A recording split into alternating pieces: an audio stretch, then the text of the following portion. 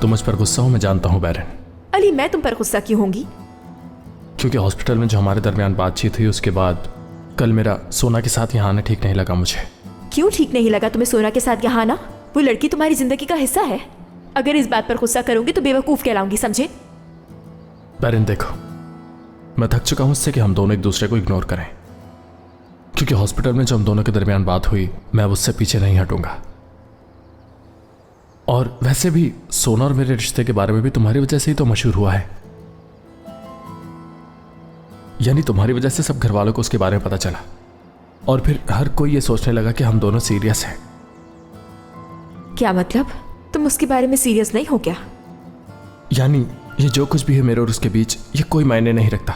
लेकिन तुम्हें अंदाजा होना चाहिए कि ये सब कुछ अब बहुत मायने रखता है, क्योंकि सोना मां बनने वाली है। क्या ये बात सच है? हाँ, मुबारक हो तुम्हें।